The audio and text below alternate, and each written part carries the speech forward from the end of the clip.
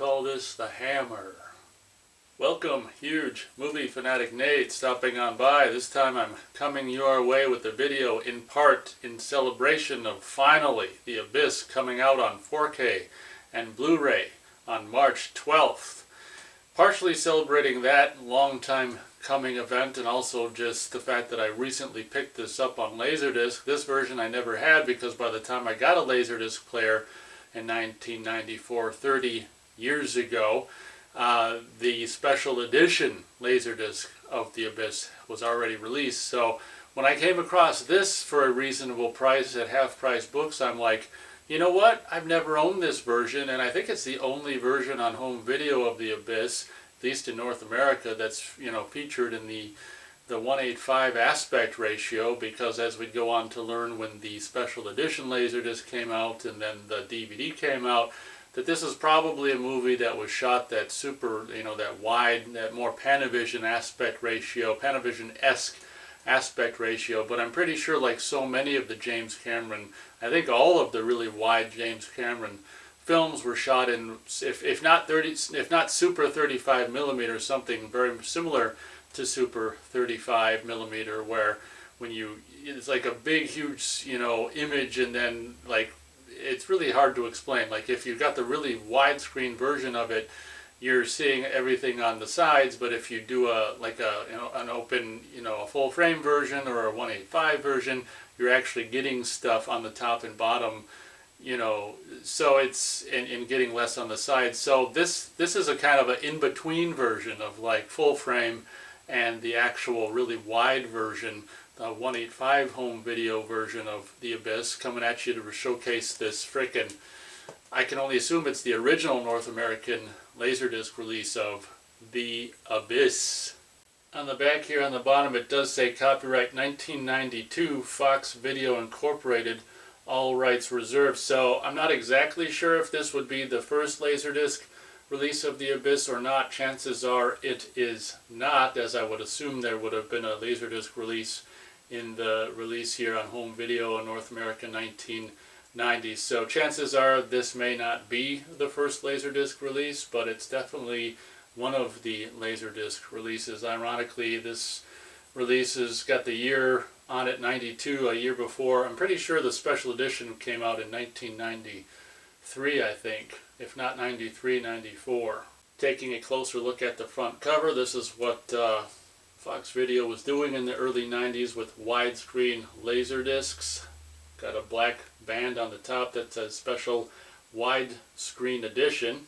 Then the rest of the front cover is just the glorious original artwork for The Abyss, which is very simple but effective. Just lighter water up top. As you go further down the front cover, it just gets darker as we get deeper into the depths of The Abyss. And of course at the bottom of the Y there, it kind of signifies where the NTIs reside, at the bottom of The Abyss, and it's all bright because they got all kinds of lights generated by we don't know how, technology that they never went into.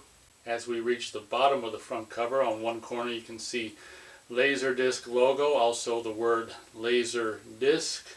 Middle of the bottom front cover, the early 90s, well they'd go, this would be like the early to mid 90s Fox Video logo. I'm not exactly sure when they abandoned this logo, but it's early to mid 90s in North America, Fox Video logo. Other bottom corner we can see stereo, extended play, and digital sound. Taking a look at the back, we've got 3 images up top. We've got one underwater image by the submarine when they're trying to dick around the submarine and the military individuals are taking off a warhead. Also an action scene there where Lieutenant Coffey is pointing a gun at Bud Brigman. Barcode can be seen, actually really weird, covering up part of that still shot. Interesting how you got a little version of the front cover here that's right above the, once again, special widescreen edition on the back cover. That's kind of really weird.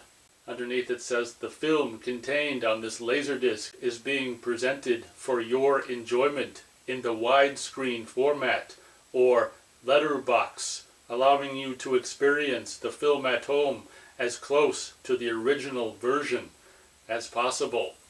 For those of you who don't know, It's really confusing in the 90s because there was not only the word widescreen to indicate the original theatrical aspect ratio of a movie on home video, but also letterbox was another way to describe it as well, meaning like an area of blackness where you could put letters if you wanted to. In a lot of cases, subtitles would be put there on widescreen home video releases of maybe foreign films that had subtitles.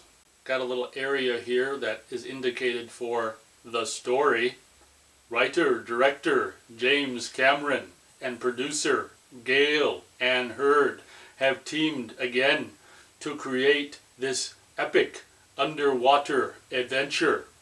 When a nuclear missile sub mysteriously sinks, the Navy commandeers the crew of a civilian deep-sea oil rig to help in the rescue operation.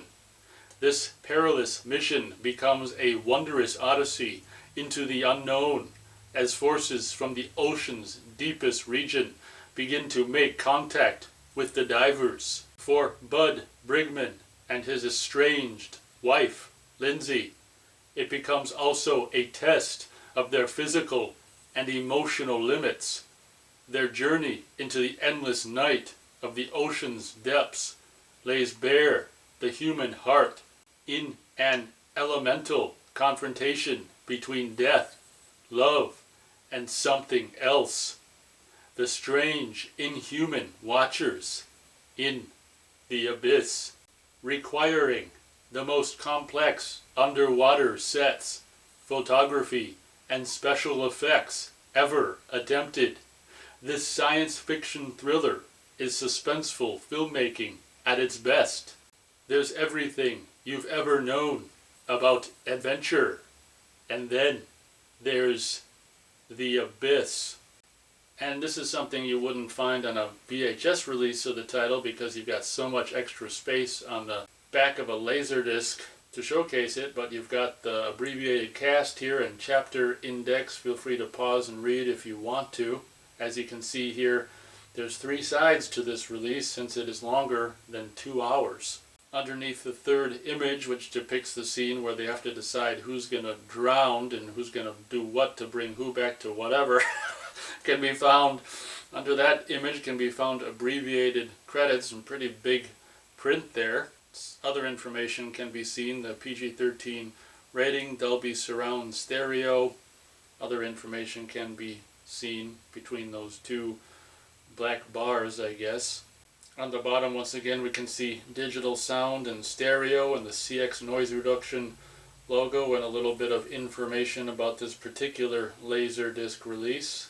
One of the many advantages of LaserDisc, if you got a release like this, which was a 2-disc, 3 sides release, you've got the opportunity to do what they took advantage of here, a wonderful gatefold situation with a really sprawling, cool image, some additional images, and some information is found within the gatefold. Taking a closer look at the inside of the gatefold here, we just got a main image right before one of the NTI vessels pops up in front of Lindsay there. I think it'd be the first time she'd really see anything of any significance other than that little wispy thing wisping around. This would be the first like wow moment of the NTI's wow moment in the film. You can see the light coming up from the depths there over the cliff or whatever as the character, or probably a double or someone, is looking. Actually, that could be her. I think this part was shot in front of a blue screen because they had some visual effect. Anyway, that shot, it takes up the whole entirety of the inside of the gatefold thing, and then some little smaller images there can be seen. Feel free to pause and read this stuff if you want to. It's a little too much for me to read. We've got creating the world of the abyss, performing underwater, recording dialogue underwater, and working underwater. 4 basically aspects of production that are briefly described how they did it.